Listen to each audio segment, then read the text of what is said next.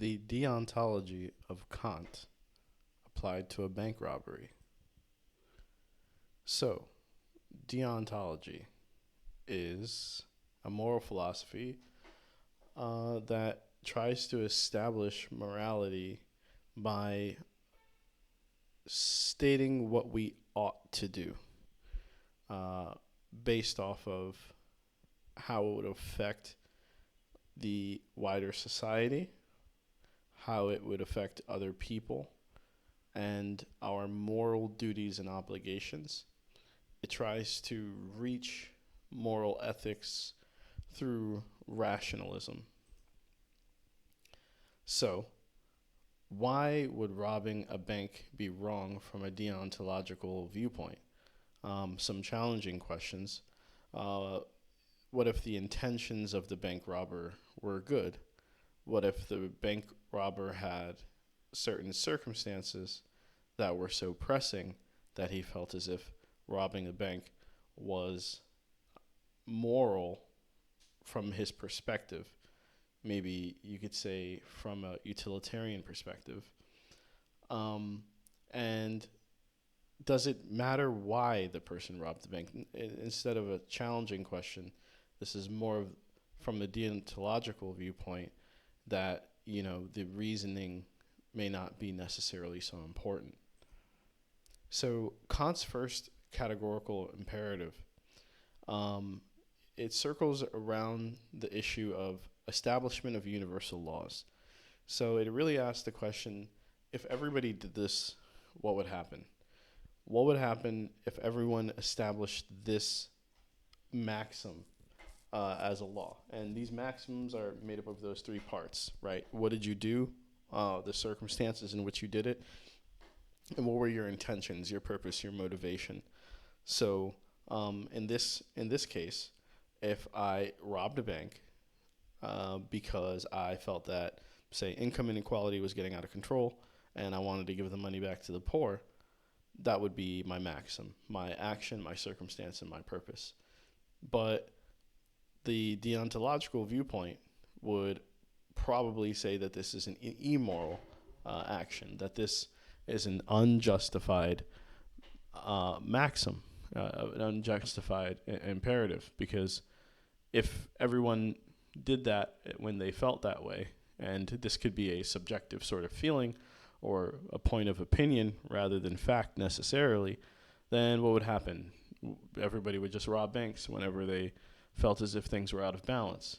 And how would that affect society? The concept of ownership, security and deposits, the economy, of course, right? What would happen? It would probably be a net negative effect. So, from a deontological viewpoint, a Kantian deontological viewpoint, this reasoning would fail that first imperative. Kant's second imperative is more so about how your actions affect others and how you see and treat other human beings, right? So, do you utilize people as tools only, or do you also consider their well being, right? Their ends, as well as your ends? Do you only consider your ends and use people as means to your ends, or do you consider everyone as ends, right? So in this case with the bank robber really may not be considering everyone as ends. He may be considering some people, maybe the people that he wants to help, but what if the person behind the cash register has a heart attack? Did she deserve to have a heart attack? Somebody can have a stroke. Their blood pressure can go through the roof from the, worry of being robbed. You may not know the bank situation. They may be insured. Maybe they're not insured.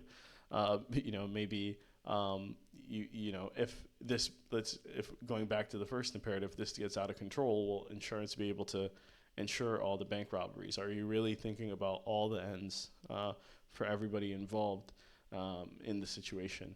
And then I would say, from this viewpoint, I would say no in the case of the bank robbery. Now, Kant's third categorical imperative is more so about a system where everyone sort of comes to these common states of agreement. It's almost like Kant's utopian view.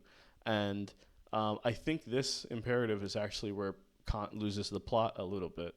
I think the first two are actually quite sound, but I think this one is a little bit lacking, because one could say that he views it as rational based off of his own moral formulation, as Kant suggests that everyone should be able to make these rational moral formulations. But what if you can't? What if you are somewhat irrational? Human beings aren't perfectly rational, and maybe this person's emotion and anger at this cause has caused them to maybe not think so rationally and decide to rob the bank. And how can we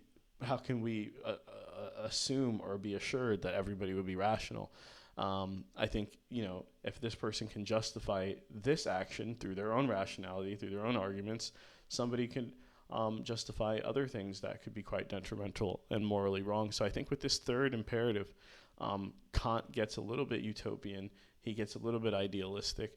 And I think this one is one of the looser ones. And from the perspective of the bank robber, you could argue that he could see this as immoral. And this could even pass the test of Kant's deontology. So sort of to summarize, the first imperative, on the basis being whether the maximum can be universalized, the verdict would be a fail, right? It would be immoral from a deontological viewpoint based on the first imperative. Based on the second imperative, the bank robber, is he considering everyone as ends?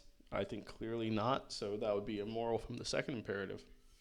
And lastly, from the third, you could potentially argue that it's moral, based because that robber may actually think that he's making a rational decision here. He may actually believe in what he's doing and think that what he's doing is the right thing. He may even think that you stopping him is immoral. So I think that is the one point that sort of goes against the other two. So the final verdict on, is it wrong to rob a bank, from Kant's deontological perspective? Kind of. It's mostly immoral, but as potentially justifiable through the third maxim. So my final thoughts on Kant: good, but not great.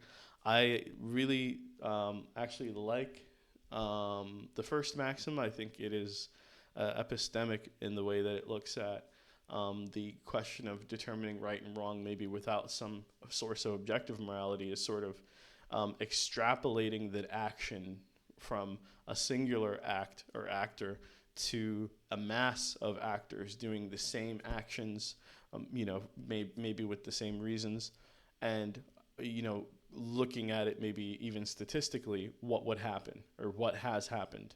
I think that's quite sound. And I also think the second imperative of looking at people as ends rather than just means to an end is generally, I think, a good perspective. I think that generally will lead to positive moral outcomes. But then the third one, it's almost like he sort of lost the plot, and he sort of made it a little bit too wide open and very open to interpretation, where I think the first two were a little bit more refined. So generally on Kant, good, but not great. I think you can take the first two, or at least I would take the first two imperatives and leave the third. Thanks for listening.